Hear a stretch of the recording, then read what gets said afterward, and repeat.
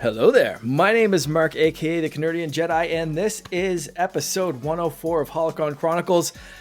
We've got a stacked house and a busy episode tonight, so let's get right into it. I'm joined, as always, by my trusty co-pilot, Charlie Cardin. Charlie. Long live the rebellion. Don't take any subtext to that. No subtext. Fight the Empire. No subtext whatsoever. We are also joined by regular returning guest, repping the dark side, Peter Stine. Peter, how you doing tonight? Doing pretty well. Excellent. Great to have you back. Thank you for joining us again. No problem. Super excited to talk about the final episode and overall kind of thoughts of Skeleton Crew on this one. And we're also joined by a newbie to the show, first-time guest. We've been trying to get this on the go for a while. Stuff kept falling apart. I am so happy to finally welcome Terrence, a.k.a. Shattered Stoves, to the podcast. Terrence, how you doing tonight? I'm absolutely thrilled to be here, Mark. Thank you so much for making it work. Hey, thank you for being able to join us. I'm super happy that it finally worked out, that we got you, especially for this one, series recap or season recap. I keep saying series, and I don't want to get ahead. We'll talk about that in a bit. Don't jinx it. You bet. I know. First off, not. Fingers crossed. Yes, I'm right there with you. Before we learn a bit about Terrence's introduction to Star Wars, Charlie, we have some people we have to thank. Time to pay the bills. Are the wonderful people over at our Patreon Secret Friends Squad at patreon.com/Secret Friends Unite, where you can check out all of our bonus content, early content, and ad-free content for 1 week for free, and then stay on board for as little as $2 a month. A lot of entertainment for only $2 a month, just like these folks, my good buddy Derek Trevelyan, the figure dude, Francie, who does my wife's hair, the Xbox expansion pass, Luke Lore, and my awesome Uncle Tim. Friends with benefits, Level Johnson Dorf, the Phoenix Sisters Entertainment, Kelly and Cradley, Brendan Myers, Corey and HD, Mr. Boss Rush CEO, who we recently had the pleasure of doing some partnership with over on his annual award show. Such a crazy big project. Like, that is wild. Holy crap. It is crazy like, stuff. I know if you're into the video game side of things and you want to check that out, I know it's daunting to see a 6-hour podcast. But even if you do it in sections, or even if you watch a tiny bit of it, the insane amount of work that Corey and the team put into that, like, I know, sorry to cut you off there, Charlie. That's okay. Gush for this wonderful man who is one of our holy crap. Just go, even toss him a like if you watch a fraction of that show. The amount of work coordinating everything, putting everything together. I know we did multiple takes of just our bit. So taking multiple takes from multiple people and having to watch those and then cut them down is just, I know the amount of work that goes into a 1 to 3 minute video sometimes that I've done multiple takes on or whatever, like, mind blowing. So kudos and congratulations to the Boss Rush team. Corey, you guys are amazing. Mind-blowing amount of work. Sorry, Charlie, go back to it. Get a room. That's okay. Matthew Keel, my good buddy Kurt Krug, who has been very instrumental in some of the great interviews that we've done over on our Patreon Spotlight recently. You'll have to tune in to find out what they are. And our new friend Tanya Lee from down in the Southlands here in the USA, who is a trekker with us. And our absolute super favorite friends in the universe, the awesome Nias family of the Twin Cities, Sean, Stella, and Henry. We thank all of you. Again, patreon.com/Secret Friends Unite. 7 days for free. Stay on board as little as $2 a month. Finally, later in this program, you will hear a great message from Star Trek Enterprise actor John Billingsley. He was Dr. Phlox, someone who I've had the chance to spend some time with, but came on to talk to us about the Hollywood Food Coalition. So listen for that later in this program. Back to you. Yes. Yes, I will insert that audio a little bit later. All right, yeah, let's jump straight in to I want to know a little bit more about Terrence. We haven't done this for a bit. We haven't had like a new guest come on, so I'm excited to kind of get into some of these questions. So Terrence, how did you get into Star Wars? What was your introduction to this big, amazing, expanding galaxy? The furthest back that I can trace it would be when my mom just kind of sat me down in the living room and popped in the DVD for the original, which is hilarious to me because that is also how my obsession for Marvel awoke when she actually did the same for the original Spider-Man. Now I'm just thinking, all these years later, I'm just thinking like, is this just the copy and paste thing for everything? Right. It might be, but it works, doesn't it? Yeah, no, it absolutely works. I even remind her sometimes to this day, like if I don't know, if I get really into a rant or something crazy like that, I'll just start like, this is your doing, by the way. Just remember, I am what you made me. Yes. Exactly. Yes. I love that. Hey, thanks, Mom. Like that's Big time. amazing. And no, I and it's also funny because it was episode 4 and 5 back to back, and I just remember my first viewing of 5. Actually, I was so confused because it was a DVD that we got from Netflix, which was the thing they still did at the time. Mm-hmm. But it was so scratched up, all right, that when Luke and Vader were fighting, right at the moment where he's where he's dismembered is that is where the disc got scratched, and I thought for a second, just the way from it looked, I'm like, did he just like hit his hand and he's crying? Oh, and then it wasn't until my second, like he stubbed his toe. Skips. It wasn't until my second viewing with a clean disc that I was like, oh, it actually came off. Okay, that's much. Worst time for a disc skip. That is first viewing. I can very picture confusing. That's really funny. Yeah. Oh my gosh. Yeah. Almost like the Peter Griffin. He's just holding his hand. You're not quite sure if it's gone. He's just No, exactly. Yeah, with that context, and I guess like the practical effects they had at that time, because it like skipped and then it suddenly went back to normal, and it's like, now it looks like he's just like holding his hand under his sleeve. So I guess yeah, you got a nasty paper cut. Just real. Yeah, very. It's smart. Little do you know, lightsabers are made out of lemon juice. Stone cold. No, ever since then, Empire Strikes Back is my favorite. I think I do consider that to be peak Star Wars. Awesome. One of the few titles that actually gets better with each viewing. And you watched so 4 and 5 back to back. Was that like a Netflix restriction? Was it like they'd send you 2 discs at a time or something? You had to wait for 3. What was the? I was something like 5, maybe 6 years old at the time. Okay. I want to say it wasn't the same day. I think it was like I think my mom just like put it on in front of me, and then a few days later the disc for the 5th one came through. Okay. Yeah. All right. And did you follow it up with 6? I actually didn't even know that there was a 6th one for the longest time. Wow. It wasn't until a few years later. The ending of it was basically just Han's frozen in carbonite. They found Luke. Ended on a cliffhanger on the ship. Holy shit! And it turns out I think like that's just because like my parents had only ever seen the like they had only ever seen like the special edition of Return of the Jedi, and they weren't very impressed with it, so they just never got around to showing me until I asked. Oh my gosh. Hey, isn't there a sixth one? I'm like, Just like, yeah, I don't like Ewoks and CGI, like, no, but whatever, like just cutting it out.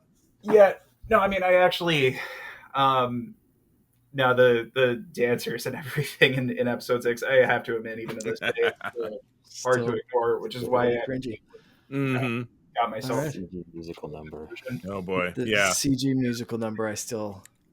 When I tell people that Return of the Jedi is my favorite, that's not part of it in my mind. I'm still watching the These VHS copies in my head that despecialized, which have yeah, these I got a copy of covers, those. right? Yeah. To be fair, though, we got the CGI musical, but we actually got a nice John Williams piece at the end. Yes. So True.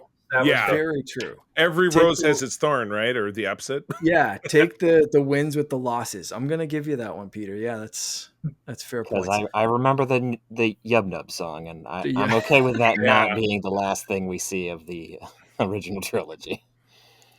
Fair point. So you said that Empire, is that your favorite movie, or is that like your favorite all around piece of Star Wars media? I it's like really hard to say because I feel like I have two. Yeah, okay. You know what? I feel like the closest that has ever come to that for me was the ending of the Clone Wars, because I got The final season, yeah, no, I mean the last 4 episodes the particularly, last, yeah. Yeah, that because makes sense. I just remember when the pandemic hit, that show was like, it was like, oh god, I'm so behind, because I watched some of the earlier seasons when it was current, and I was about like 8 or 9 years old. I'm thinking like this would be the perfect time for me to get caught up on it, and I have not been that hooked on a show like possibly ever, and yeah, no, the end of it was maybe the most satisfying thing I've ever seen on TV, but it is still like, I don't know. I'm thinking like that. Am I going with that, or am I going with the thing that was like more influential to me for a longer time? So I'm gonna have to say Empire just by a hair based on that. Ties are perfectly okay. Does not have to be an exact science. Because if you ask me, my answer is going to be multiple parts, changing by the day, possibly by the hour, or just like my mood at the given second. So I totally get that. Yeah. Um, no, it has it might be a tie. I'm not sure. I'm not like, Yeah. yeah, I'm not set in stone on that. A lot of if you go on my page, you'll see that I'm like dishing out a lot of opinions that makes like 90% of the stuff I put up there. So I'm thinking like, I don't want to be the guy who goes like back and forth on that stuff, but you know. Fair enough. Do you have a favorite character? Another tie.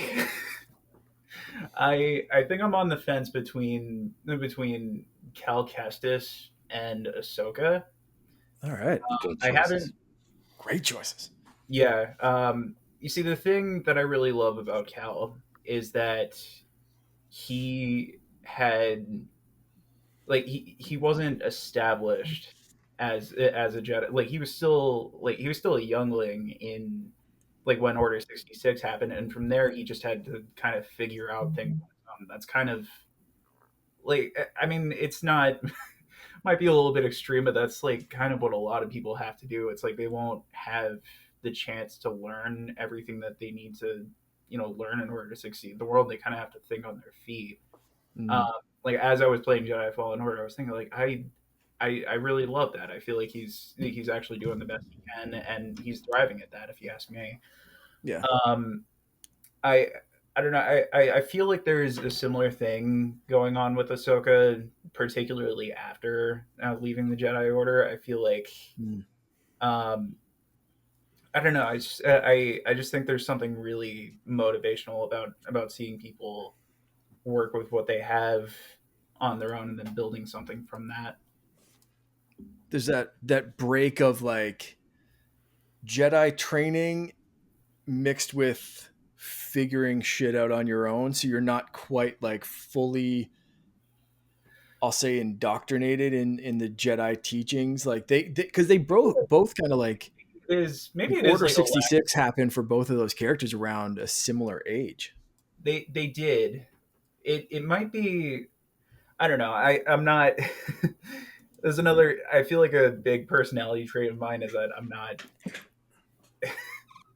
admittedly, I don't get along with authority very well in a lot of situations, and I would think that that's definitely something Ahsoka has exhibited a lot of times. You know, obviously, just ask Anakin or anyone or anyone else, right?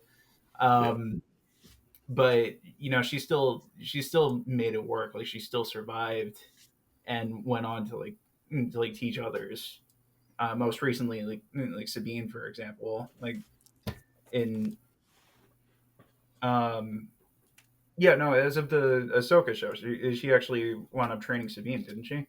Yeah. Yeah. Mm-hmm. But no, I was really thinking like you took something in a really bad situation and you went out on your own, you made it work. I feel like that's really awe-inspiring. Yeah. Absolutely. I'm guessing with those two answers, you lean more light side. I do lean more light side. I don't know if I would be like full on Jedi, but I would say more leaning light side.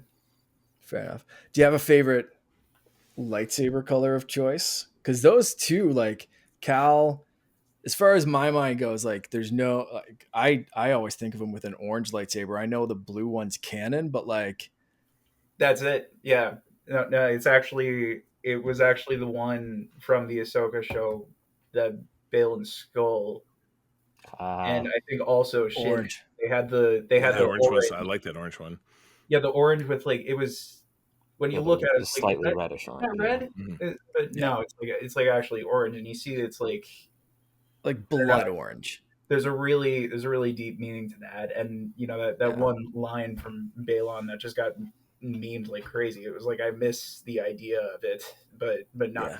It's like he really wanted to believe in what the Jedi Order was peddling, but it was ultimately flawed.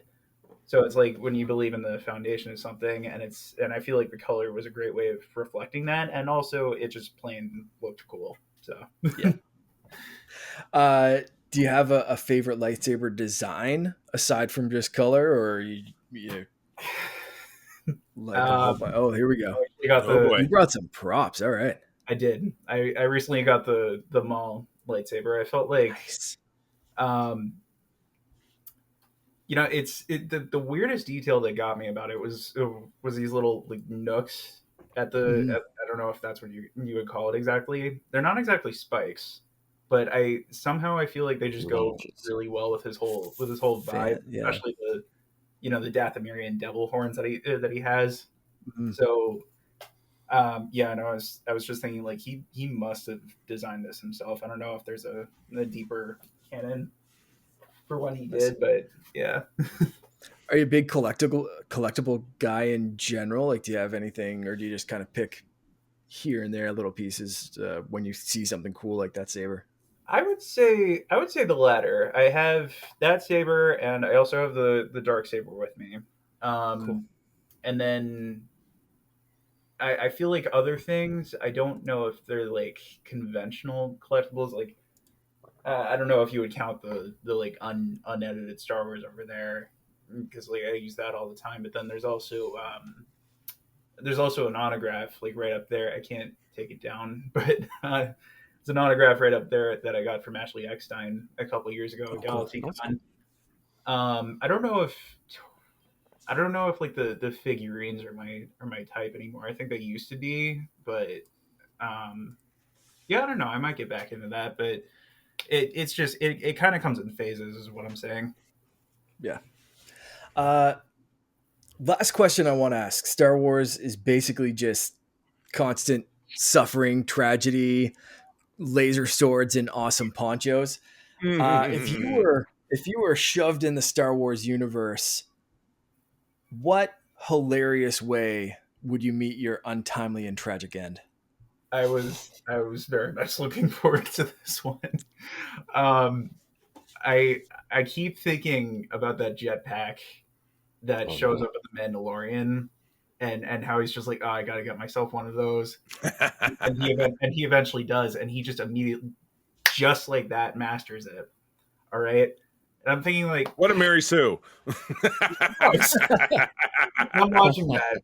All right, and this is gonna be a weird comparison. I'm watching that, and I'm thinking of, have you guys seen the Batman, Robert Pattinson? Yeah, of course.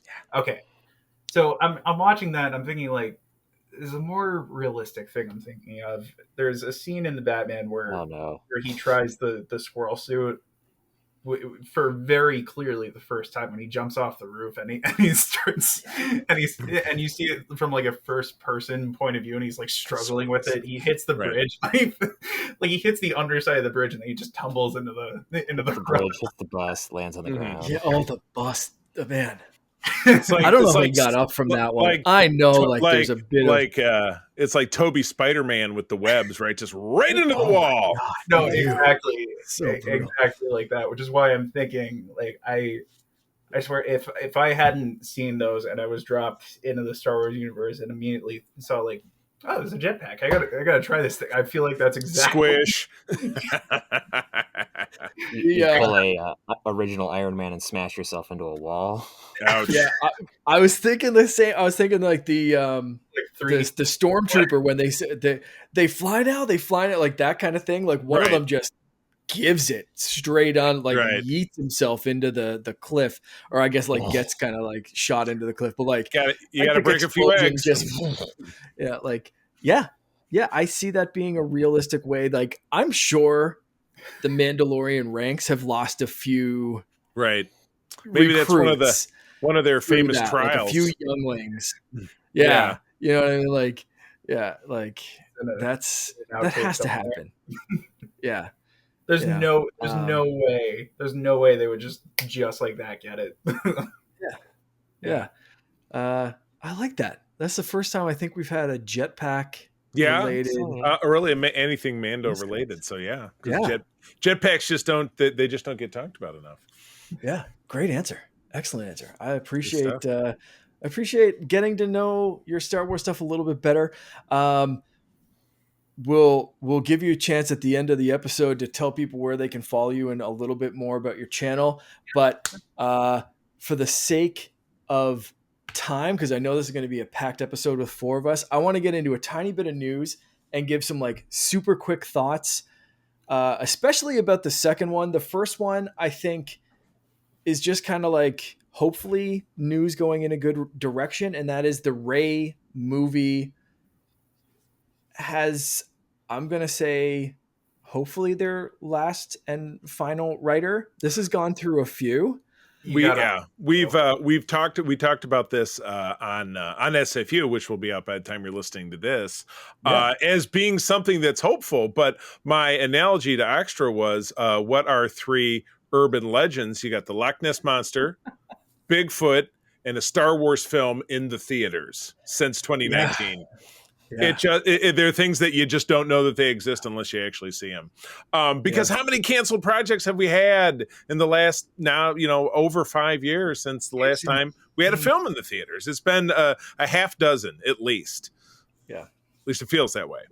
But yeah, this writer is George Noffi, writer of the films like The Bourne Ultimatum and Ocean's 12. So big, successful tentpole films, tapped to write this new Jedi Order, which is very exciting. There's been a lot of swirl about it. 15 years after the sequel trilogy, Rey is doing the Luke bit, hopefully with a little bit more success, a little bit less death, building a new Jedi Order. So how much stock do we really put in it? You know what I mean? How do we really feel that this might not be another victim of the dreaded Kathleen Kennedy? Or I just go back to thinking about Solo, and how that had potential of being 2 films, that the first bit of it got erased for reasons that we never really found anything about. But I don't know. Yeah. I mean, Mark, of anyone that I know, you're the biggest sequel trilogy fan, and obviously you have a lot of love and affinity for the triad that is the characters that were at the center of that trilogy. What do you think about this? Um, cautious optimism, I suppose. That's You fair. know, I I want a new Star Wars film. That's about it. I know Mandalorian and Grogu is, Done. It's seemingly done. It's wrapped. actually been made. They're producing something. We're hopefully going to see a trailer at some point. Um, but we know what happens after that. So anything that happens in the Mandalorian and Grogu movie, kind of like anything that happens in the show, is going to be leading up to this movie, the Right. Rey movie. It's leading up to the sequels. It's a leaf in the stream. You know what I mean? said it on the last episode. Everything we've seen in The Mandalorian, there's that sub thread in the back that's justifying somehow Palpatine returned. The whole thing has this subtext of the Empire wanted Grogu and these force sensitive kids and stuff. And we've seen that in other mediums as well. For this cloning project, they wanted to bring Palpatine back. We see how that all plays out. We've already seen the sequels, for better or for worse.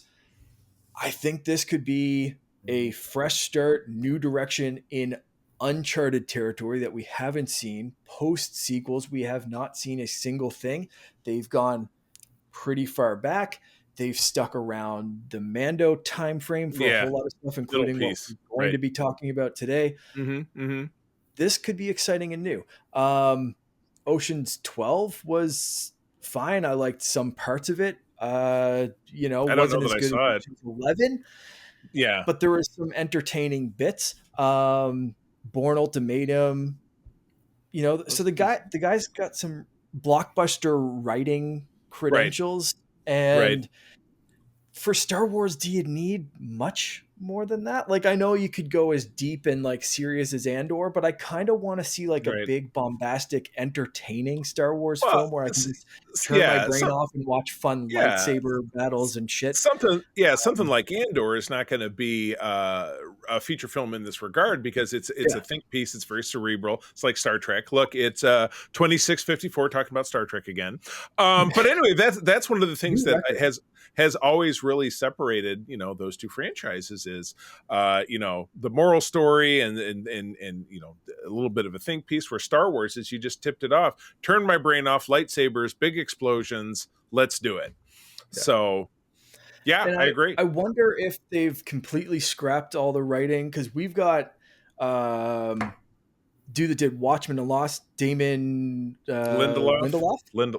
He did some stuff and he was teamed up with someone else. Then there was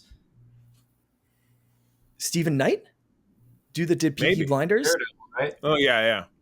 Right. He was writing some stuff. So now this guy. So I wonder if it's each time, are they scrapping this stuff, or is this going to be like rolling it up? 6-person writing credit kind of thing. Like, and we've seen those kind of projects from Marvel and other, like it's kind of like a thing in Hollywood now where they keep a little bit, or they still give people writing credits or whatever. Right. I just want this movie to come out. I want it to be, obviously I want it to be good. I definitely prefer that. But we'll see. I'm hoping this is like the last. We've got a writer and he can crack the formula that we're looking for. Yeah. So just a step is at least a step in some direction, which is a step in a right direction. Terrence, Peter, you guys have any excitement levels for this one? What do you think, Peter? We'll start with you, Peter. I haven't really been following this one, in part because I'm not the biggest fan of the sequel time period. It has potential. It's just I didn't like it. So I mean, he's got decent writing creds. We'll see what happens. I mean, I enjoyed the 2 movies that they mentioned that he wrote. Writing credits don't necessarily mean it's going to be a good one. We had some really solid people working on some other projects, and they ended up being a little bit.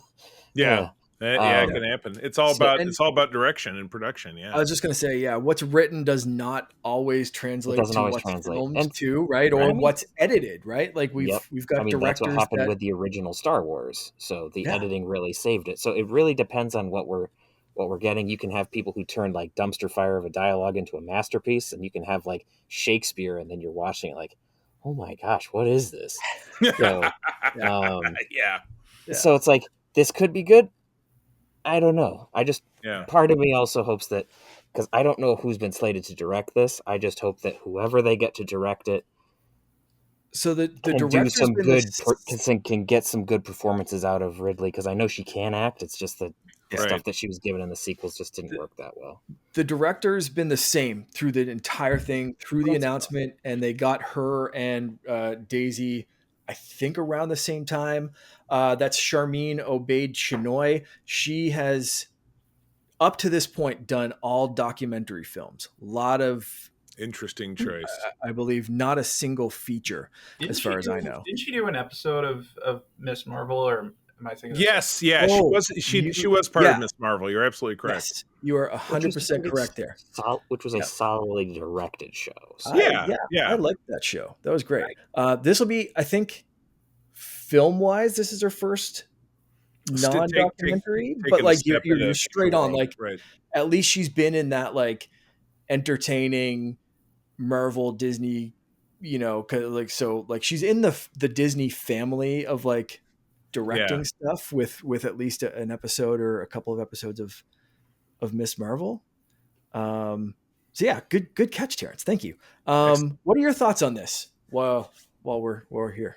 Yeah, I looked up George Nolfi when I heard of it. I'm like, where have I heard that name before? And I was, I have some mixed feelings about that one, because I was a huge fan of the Bourne movies, especially Ultimatum.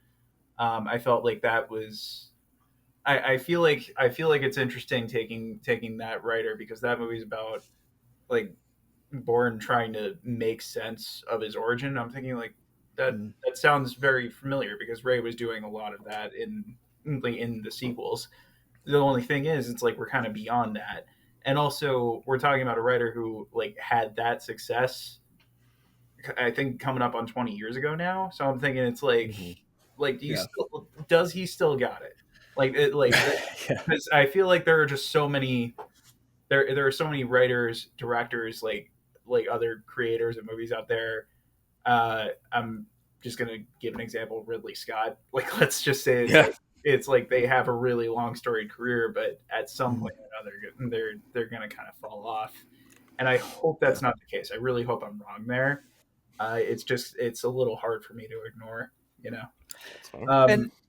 but yeah, exactly. I was also thinking about the Miss Marvel thing, and I'm thinking like, you know what? I don't remember much about watching the show Miss Marvel, but I do remember that I really enjoyed Kamala Khan. I felt like she was like, I just loved her personality as the main character. I thought she was really well written there. So I'm thinking like, okay, maybe that's a plus. But yeah, a lot of mixed feelings regarding who's involved. I think based on just what you said, like a mix of that like optimism from Miss Marvel mixed with maybe reconciling some of the past, because that's something that through extra media we know that Leia really struggled with, was people finding out that she was Vader's daughter, trying to separate that, where Luke kind of like leaned into it. He's like, I'm a Skywalker, whatever. Like Leia didn't want that out in the public. So if this, again, you see Rey coming out, she's Rey Skywalker, but if it starts to come out that she's a Palpatine, or she was, this Palpatine lineage, or even really taking on the Skywalker name, there's definitely parts of the galaxy that are still like, oh, you mean like Anakin? That didn't go well. So it's not gonna get her a drink in the local cantina, that's for sure. There's a lot of stuff where she will be reconciling that past of the Skywalker past, the Palpatine past, the Jedi past in general. There's probably still sections of of it, and we're going to get into Skeleton Crew, sections of the galaxy that are a little bit hidden, are a little bit backwoods, that still think Order 66 is the truth, that the Jedi are the enemy, they are the traitors, and that Order 66 rightfully wiped them out. And then Luke was just, was he a Jedi, or is he just like, like, are they loyal to the Empire? He shouldn't have blown up the Death Star. Like, there's a lot of stuff that can be that Bourne style coming to grips with who you are in the past and that kind of stuff. So I think it could be an interesting choice for a writer, given those credentials mixed with the directing from Miss Marvel. So that could be a really cool pairing. Excellent. Cool. Yeah. Are we going to skeleton crew it then? Yes, I do want to touch on one more bit of news, and then we'll go right into Skeleton Crew. I'm just going to mention this. It just came out that The Acolyte is the second most viewed Disney Plus show of the year. Keep that in mind when we're talking about Skeleton Crew, because obviously The Acolyte got quickly canceled. No second season. We're going to talk about Skeleton Crew in a second, but I don't know, man. For me, this is scary, and I'm wondering if it's budgetary thing. I don't know what Skeleton Crew's budget was compared to Acolyte, but let's get into Acolyte before we deep dive into this for a half hour and run out of time. Right. But I did want to mention that. Keep that in mind, because there's going to be some questions about where we want this season to go, and I'm a little nervous for the future of Skeleton Crew, but I don't know what Disney's expectations are, because if that's the second most streamed thing, that's very true. And they mentioned just two things in this article that one of them was Percy Jackson, which I'm not familiar with and I don't watch. Right. And then there's this, and they don't mention, they don't give us a graph that shows us other things that it's compared to. So the article doesn't really seem to say a lot. But again, we'll cycle down after we get into the meat of this one, because To preface that, I did see, and just to clarify something with you, I did see another article. I shared literally the first one that came up when I grabbed this article. I did read a couple more. One of them was a lot more damning to The Acolyte in terms of fall off. Yeah. First couple of episodes, high viewership, counted for that like big thing. And then maybe a tiny spike at the end, but nowhere near where it was at the start. So people started watching it, they didn't like it, and they stopped. This is all counted for hours viewed or minutes watched or whatever the hell it is. Yeah, minutes it said, minutes. So Terrence, you wanted to jump in there. It's funny, actually. I didn't before I even knew we were going to be talking about this, just earlier this very day, I was watching a video by Snarky J. Are you guys familiar? Mm-mm. Yeah, she's cool. She's got a great YouTube platform. Love listening to her opinions. But she was talking about the viewership on The Acolyte, and she was thinking, like, I found that very interesting that they were really hitting on minutes there. So if you look back, not just on The Acolyte, but on other shows, let's go back all the way to 2019 when season 1 of The Mandalorian came out. And she said that season actually got 5.7 billion minutes watched, which is twice what The Acolyte had. And there's one thing you have to keep in mind here. That show was the very first of Disney Plus's Star Wars shows. It came out the day that Disney Plus went live. So it's like that many people tuned in, and then all these years later, it's kind of starting to that number. It's just like you can't really deny people are kind of falling off after that time. Especially because in theory there should be a lot more Disney Plus subscribers. So subscribers versus minutes watched. That for Mandalorian, that would be like everyone's that subscribes is watching this, versus Acolyte, it's like a fraction maybe watching, even, but still second most viewed. That's either troubling for Disney or I don't know. Anyway, maybe there's more content to divide up over minutes watched versus, I don't know. There's a lot more deep dive into this, and I don't want to get into it right now because I want to jump into Skeleton Crew. Yes, please. So here we go. right. Charlie, you want to Yes. give us a recap of By all episode means. 8, and then we're going to Episode kind 8. of like focus on episode 8 for a second, but then overall like season as well kind of thing. So give us a breakdown of this last episode. Absolutely. The Real Good Guys, directed by John Watts, writing by Christopher Ford and John Watts. From January 14th of 2025, John continues to pose as the Republic emissary, ordering Wim, Neil, and KB to be confined to their homes, while he takes Fern and Farah to meet the supervisor, who is revealed to be a massive droid, which my wife pointed out about halfway through the show. Halfway through the series, I should say. When the supervisor contradicts Jad's claim about being a Jedi, revealing to have learned about Order 66, whoops! Jad is forced to destroy the supervisor. Well, forced. I just don't know about that. Yeah, it was his call. This causes a citywide blackout and shuts down all of the safety droids, a la the droid control ship from episode 1. As the pirates invade Ad-Atten with the intent of enslaving the population, Wim, Wendell, Neil, and KB race to the Onyx Cinder. With the ship locked in place, Wim and Wendell devise a plan to distract Jad so that Wendell can restore the power. This enables KB and the repaired SM-33 to launch and fly the ship past the barrier to call Kim for help. Shortly after, the Onyx Cinder is shot down by pirates. Meanwhile, on Ad-Atten, Wim, Wendell, Fern, and Farah all tussle with Jad, while Wim and Fern separate Jad from his lightsaber. Wendell and a reluctant Farah flip the switch to destroy the barrier. So much action.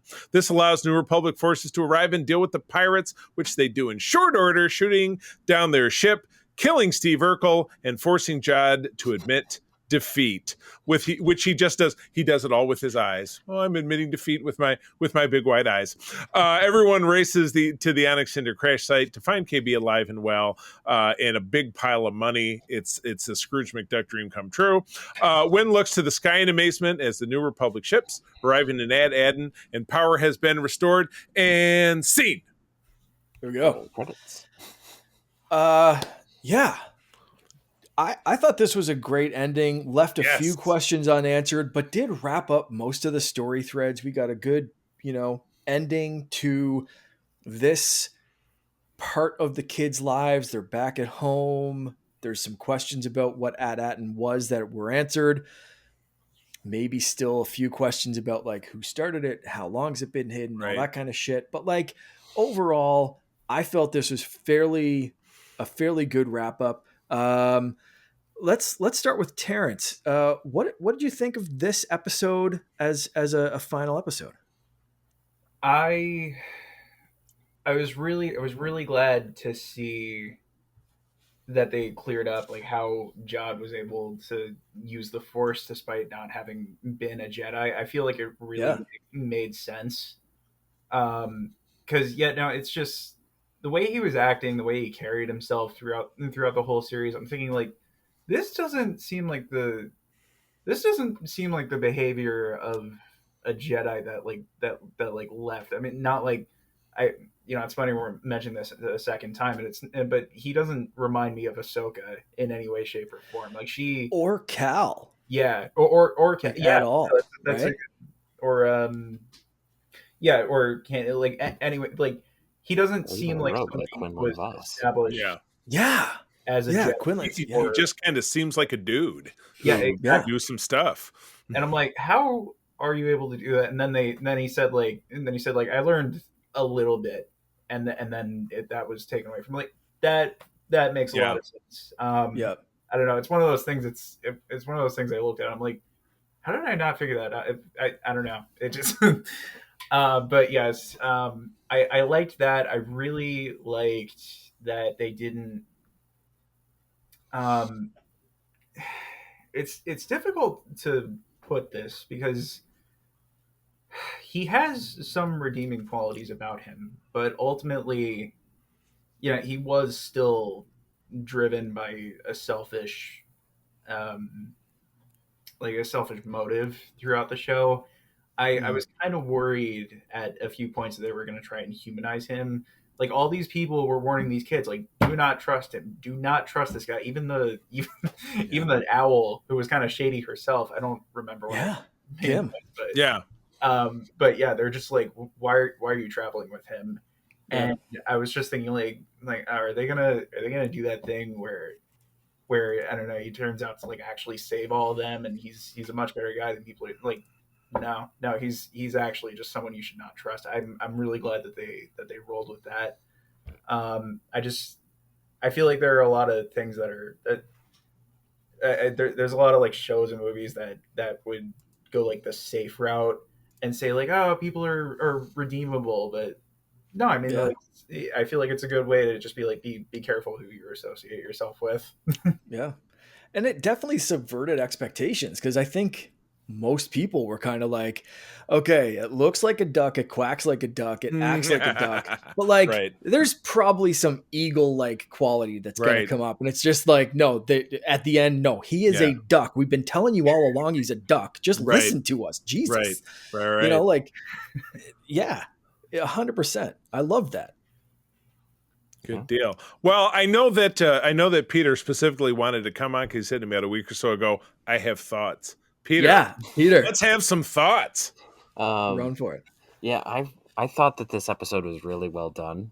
The reveal of the giant droid up top. I had thought about it briefly, but then I had a running theory that it was going to be like the pirate captain for some reason. But I'm glad that I was wrong. Could have made sense. Yeah. This was funnier, especially the I'm a Jedi. Really? Have you heard about Order 66? No. My brother and I were watching. We both just kind of leaned back in the couch and cackled because it was like, this guy doesn't know shit. It was just, I just thought that was really funny. One of these, like with the collar. But we got to see Jod go full villain the whole time, which was quite interesting. Like we talked about, I thought that during the show they kept like giving hints, like maybe we're gonna redeem him, maybe we're gonna do this, maybe we're gonna. And it's like, and then finally it's just like, nope, I'm a bad guy. So okay, fair enough. That was my big surprise too. And I know I said right at the beginning of all of this, I said his arc seems pretty clear to me. He's going to come out. He's going to be a bad guy. He'll soften a little bit. He might take a turn back at the end, but at the very end of it, he's going to redeem himself and he's going to save the kids from the rest of the pirates. Not a chance. I mean, he didn't do any of that, but he also gave up and didn't try to kill them in the end in an act of revenge. So there was that. He could have gone full, youngling slayer, 2000 Anakin style. But he also didn't have the lightsaber at the end. That's what April and I were talking about. The kids made off with the lightsaber. Yeah. I did like how throughout this episode we did see like we saw that the kids learned things throughout the show and they got to use all of that stuff. Yeah. How Neo goes off and finds the turbo laser battery that's just been sitting there for forever. Right. And blast the pirates. It probably had flowers hanging off of it, or somebody was using it to hang laundry. But or it was something. just like we got to see how the kids used the previous episode. Like the episodes weren't just bottles; they actually built on. Which I mean, you felt while you're watching it, but then you got to see it pay off, where the kids actually worked together as a team. Figured out how to outsmart Jod and the pirates, which granted some of them it's not that hard to do, but how they were able to get the ship off the ground and call for the Republic. I thought it was also really funny how SM-33 was repaired and then there's Mr. Smee holding his head. I know, I was going to say, SM-33 had the widest range of an arc in this because he's a droid. He's good. He's bad. He's good again. He gets decapitated. The head's still alive. It felt like Michael Myers. You know what I mean? Oh, the head's still alive. I got it right here. Yeah. Somehow he had the biggest journey, I think, SM-33 did myself. So, I feel like SM-33 and Chopper would get along swimmingly. Oh, totally. Well, you could just put him on, that little plate thing that Chopper pops off the top. Just kind of screw SM-33's head in there, and then you've got like that Frankenstein droid that was running the on the lava river in the Mandalorian. You know what I mean? Yeah. That would be horrifying. I know, right? That's great. It's good though. Do it. Use it. Use that feeling. Oh my goodness. Yeah. I do love how, again, like Peter, like you were saying, it went back to other episodes, but I really thought, like, especially with the Neil bit, going after the cannon, and it was right there. Like, they made sure we knew all these planets were the same. They had the same layout. There should be cannons, but none of us thought, like, I don't think there was anyone who thought like Neo was going after the cannon. Like, that was a surprise. You know what the planet was like? It was like, remember where Marty McFly lived in Hill Valley? That's what that was. All the houses are small and crappy. You know, it was the Star Wars suburbs, but it was like, here's the train station, and here's the ice cream store, and we have the big monolithic wiener tower stretching into the sky. You know what I mean? Everything was the same. So yeah, it was a planned community, like, you know, Pleasantville, or, you know, that town that Cobra had in G.I. Joe, or Hydra, you know what I mean? The Russian towns, like you saw in Indiana Jones, you know what I mean? Yeah. I didn't see I didn't see anybody survive in a refrigerator, though. Thank God they skipped that plot. Yeah. Neil actually had to run from the cannon. He didn't survive in a... Yeah. But I really thought, like, the lesson from that episode was going to be like, you know, all your friends think this is like a big storybook adventure, and like war is real, and it's good to maybe sometimes take the pacifist route and that kind of stuff. I really didn't think the takeaway from that episode was going to be, there's a giant freaking cannon on your planet, go use it. Right. So when he used that, I was like, obviously that's there. Obviously he was going to use it, but like, it never crossed my mind. My takeaway from that episode is like, Neil's got game. Right. These kids are kind of learning that the universe is not a storybook adventure. Right. But like, and then they bring back the cannon. It's just like, oh shit. Yeah. They learned that too. Okay, cool. Fantastic ending though. I also, for me, I really loved seeing the difference between Jod and Wim. Yeah. And the question of what is a Jedi, because we've been asking that question this whole season, this whole time, of, is Jod a Jedi? Is he not a Jedi? He can clearly use the Force, but what makes him a Jedi or not? Has he had any formal training? All those questions we've asked through this whole season, but never asked if Wim was a Jedi without Force powers. And I think that's a really interesting question, because KB called him a Jedi. He always went out of his way to save his friends and do what he thought was right, and follow that kind of like hero creed kind of thing. Jedi code. Yeah. And then he finally held a lightsaber the right way at the end. It was great. And did you see him flip it? He was like, make sure he's not gonna. Yeah, he's looking at the right end. Yeah. But it's asking that question of what makes a Jedi. Is Wim, like, could you see someone like Wim going with Rey's school? Is this maybe a planting those seeds, as Star Wars loves to do? Or maybe I'm looking too much into it, but like, I could see Rey just kind of accepting anyone. If you're fighting for what's right, it doesn't matter if you can move a cup from across the room. Does that matter as much as just having the guts to stand up for what's right? And what makes a Jedi? What could make a Jedi in this new post 66? We're going to take anyone because we got no numbers kind of game. You know what I mean? Like, Luke's school didn't work out, and he was only taking Force sensitives. Is this maybe planning an idea that like Rey could maybe start to expand what is a Jedi to kids that are like Wim a little bit more?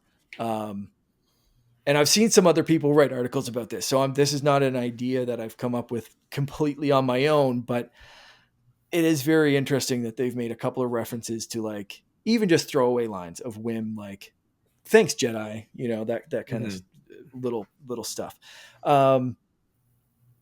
Overall, what did you guys think about this season?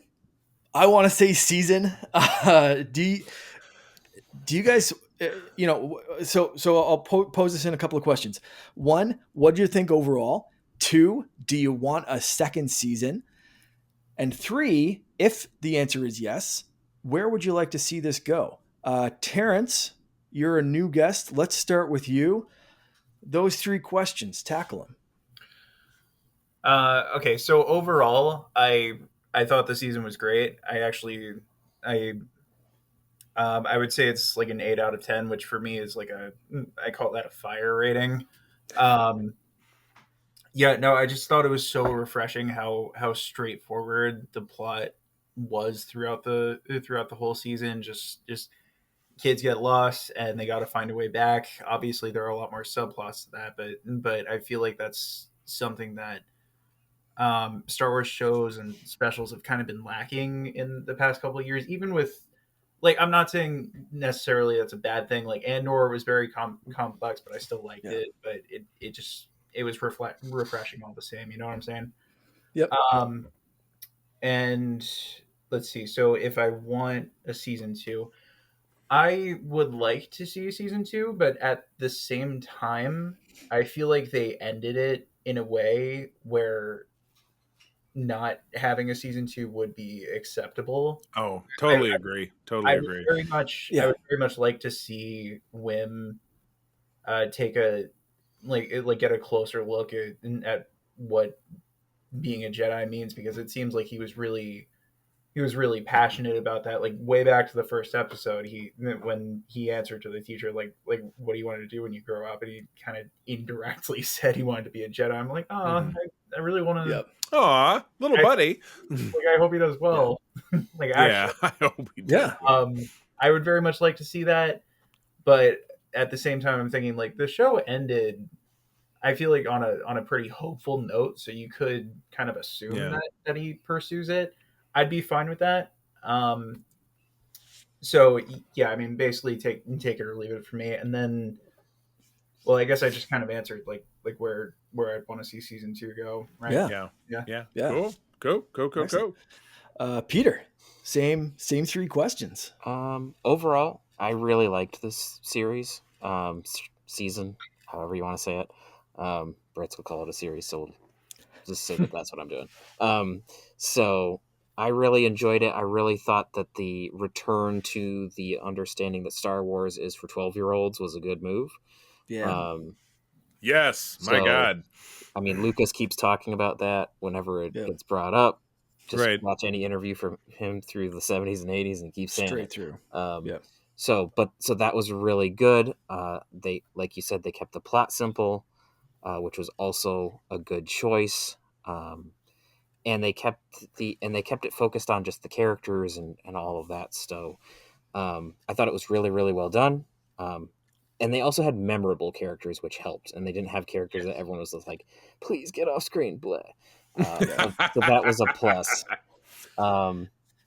So I think my favorite bits were a lot of the character interactions and a lot of the like just classic 80s kids movies, weird humor stuff that kept popping up. So the weird creature moments, like, there's a scary monster. Actually, he's our friend and he wants to help us. We're sitting here having a chat. It's very good. Yeah. Perfect. So stuff like that was just pretty classic.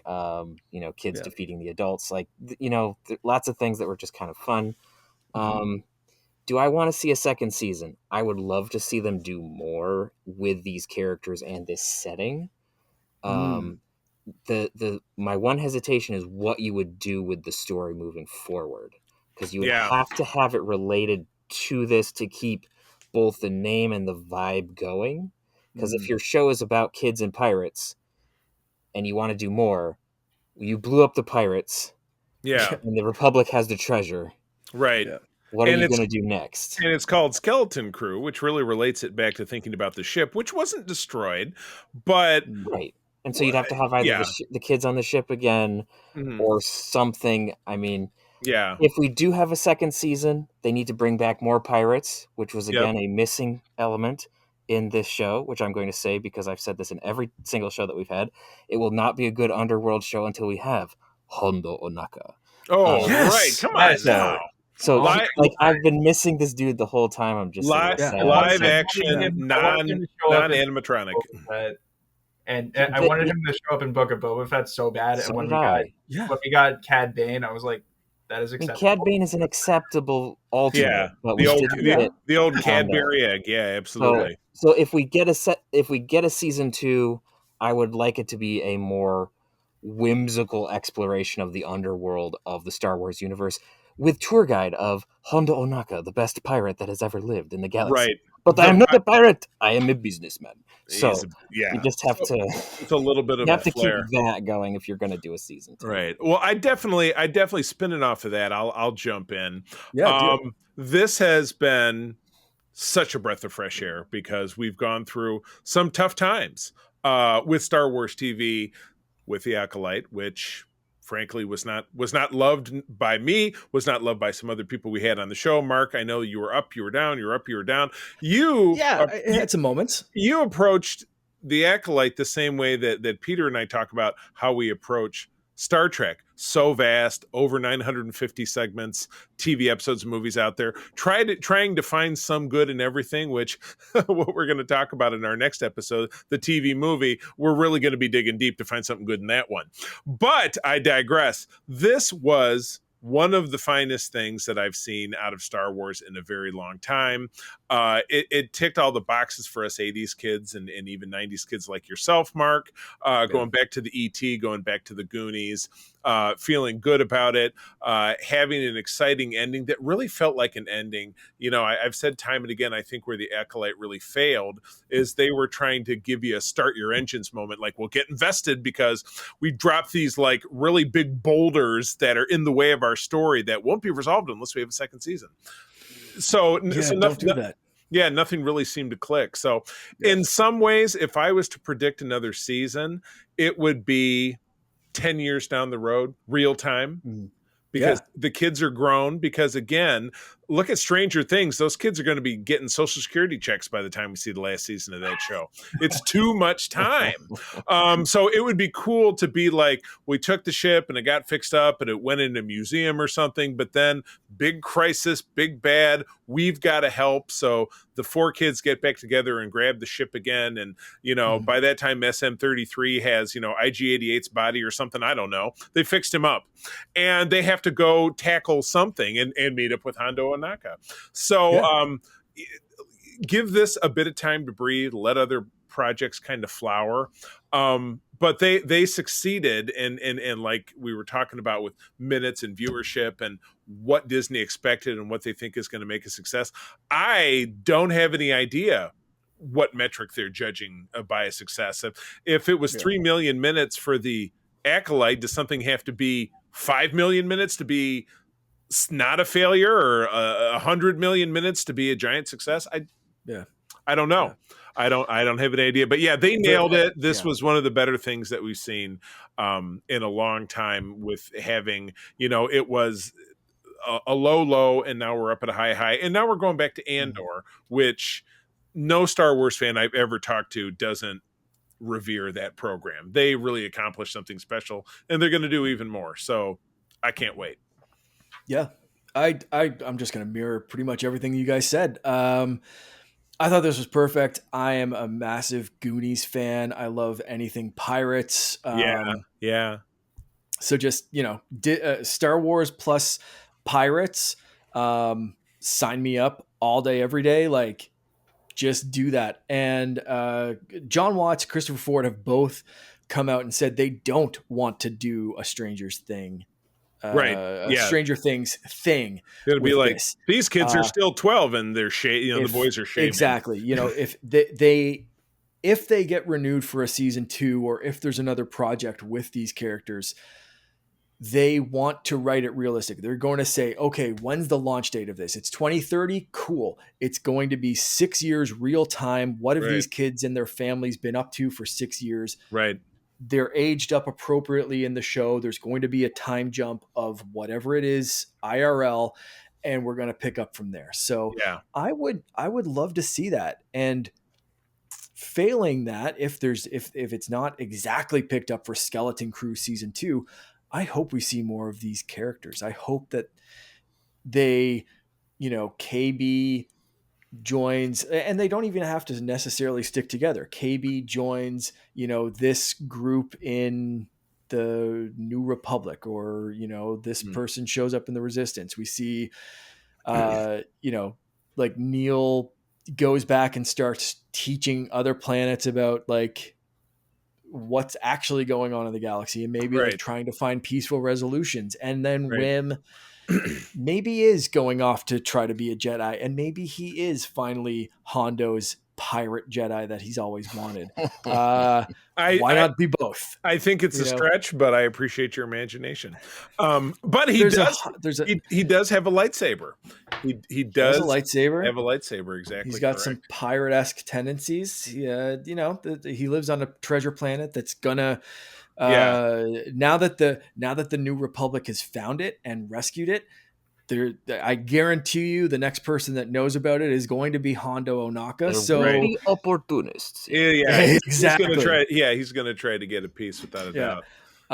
Excellent. So I'm just excited for where they could go with the characters. Maybe not for the reasons you've already mentioned. Skeleton Crew, number 2, because are they a crew? Do they have a ship? Is it still a piratey as much? But if they have ideas, I hope they can run with them. That's all I'll say. I hope that Disney sees this, and I hope the viewership is there, and I hope now that the series the season is done, I hope people go back and watch, because I think a lot of people were burned by The Acolyte and Boba Fett and even Obi-Wan for a lot of that season.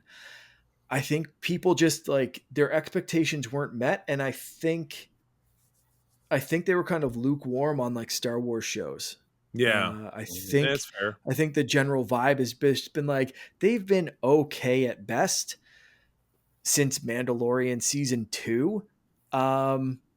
Maybe I'll watch this eventually, but it's not going to be during the holidays. It's not going to be until things kind of settle down. And I hope that through this year or through the next couple of months or whatever, people go, oh, what's Skeleton Crew about? Okay, there's only this many episodes. Cool. We can knock out 8 episodes in a week. Let's do that. And, sit there over a weekend or a week or whatever and just knock it out. And then I hope the viewership kind of, that long tail kind of viewership. So I hope it does continue, but we'll see. For me, I actually recommend people to watch it, which is a lot coming from me. So. Yeah, that's great. True. Yeah. So with that, let's wrap things up. Peter, Terrence, thank you guys so much for joining us. So happy. Peter, always a pleasure. Terrence, we'll have to get you back sometime as well, and and dive into something else. But until then, tell people where they can follow you on the internet, what kind of content and stuff that you do, and where you want people to go. Yes. Primarily, I'm on Instagram and also TikTok as Shattered Stoves. If you're wanting to know the meaning behind that name, kind of, yeah, you can. It's actually in a pin post. It's quite funny, but I've I don't know. I guess this might also be a good time to say I'm considering possibly going into Blue Sky and also Letterboxd. I don't know. Keep an eye out for that. If I do that, it'll be under the same name. But yeah, there I do a lot of posts about just general entertainment. Yes, quite a lot of Star Wars, although it's not limited to that. I'm also a huge Marvel, Lord of the Rings, DC nut over here. So if you're into that, that's fantastic. Every now and then, I do also get into a bunch of cooking, any food. Just in a nutshell, big 3 things are just entertainment, food, and the struggles of ADHD. So if any of those apply to you, then I would hope that it would speak to you. I think listening to a show on the Secret Friends Network, you've got a good mix of Star Wars, Marvel, little bit of DC. So I think you're talking to the right crowd. The Batman. So. The Batman. Awesome. I'm working on a couple of different and suits. I'm gonna label myself as a master of none, but yeah. That's ditto, man. Aren't we all? Peter, you're not a big social media guy, but where do people track you down at if they want to? If you really, really want to, you can find me at Petrus Aquinas on various social platforms. I'm primarily active on Discord, both the Secret Friends Unite and others. You can also find me on ELH's Twitch channel, where we're starting a Star Trek role-playing game again. I'm playing a Temerian. Not Star Wars, but it's fun. And you can find me behind the scenes on a Star Trek fan audio show called Starship Excelsior. Woohoo! Good deal. Mark, what about you? You can find me pretty much all platforms as Canardian _ Jedi, except Blue Sky, which is Canardian Jedi, because they don't do underscores for some incredibly strange absurd but you can always find me hanging out in the Secret Friends Unite Discord group as well. So if you want to message me there and find out the rest of my socials or whatever, feel free to do that. Excellent. And I am on all of the socials that I choose to use, which would be Threads, Blue Sky, and Instagram. I am at the C3, TheCeetree. Like Peter said, the good jam, the good chat is over at the Secret Friends Unite Discord. Hit us up, even over at secretfriendsunite@gmail.com. Drop us a note. We can send you a link or hit us up. Our DMs are open on any of those socials. And with that, gentlemen, we are out of here. That is the show. I'm going to tell you, as always, that sharing is caring and to keep on trucking. May the force be with you. Rex, play us out. Good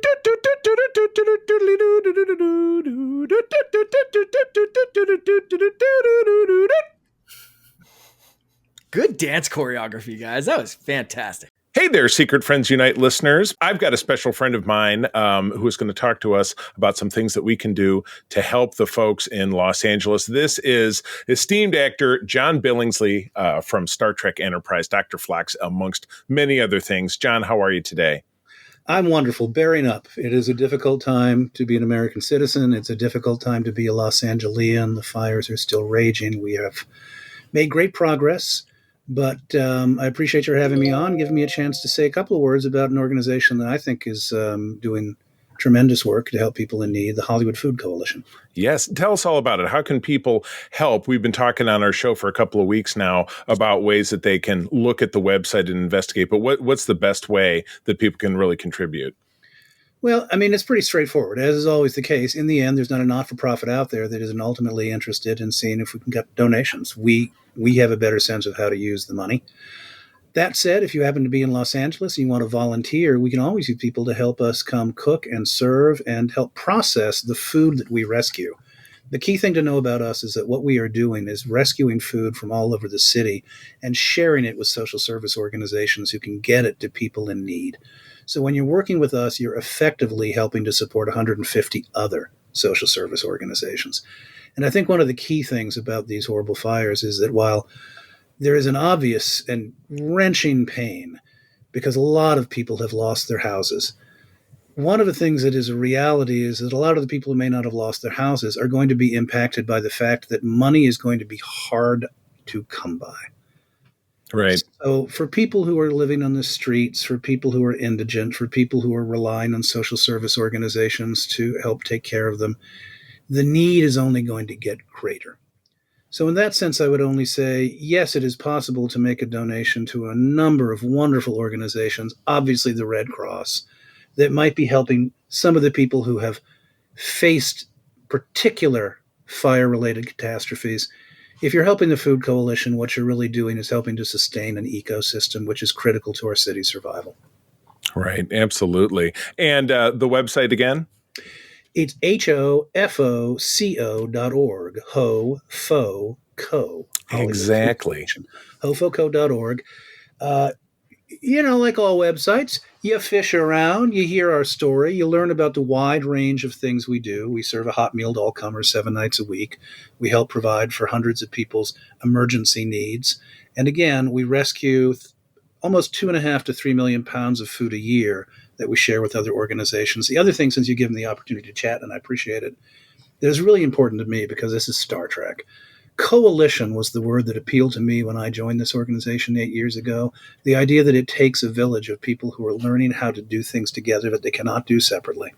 When it comes to food rescue, you have to put a fleet of trucks out there. You got to find places to take that food to keep it refrigerated. You got to figure out how to reach populations that might not be easily reachable. It truly takes a ton of groups working together to figure out how to provide for a city as big as ours, millions and millions and millions of people. I'm really proud of the efforts we've taken in the last few years to help build that collective, collaborative infrastructure. And I think that's really one of the keys as we face this political crisis we're in. Cities getting stronger by not relying necessarily on a dismissive federal government, figuring out how not-for-profits can band together to work together more effectively. Absolutely. That's great. So again, hofoco.org. ORG, yes. I Right. am always forgetting my orgs and my nets. Orgs and my nets. hofoco.org. Absolutely. Hofoco.org. Oh, my goodness.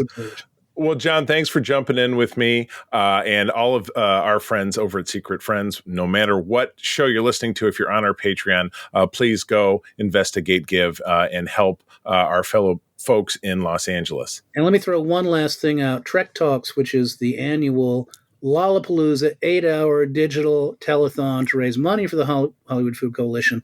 We've postponed it, but we haven't canceled it. It'll be back probably in April, so keep watching the skies. You better believe it. All right. Thank you again, John, so much. And I always like to say, keep on trekking. Thank you.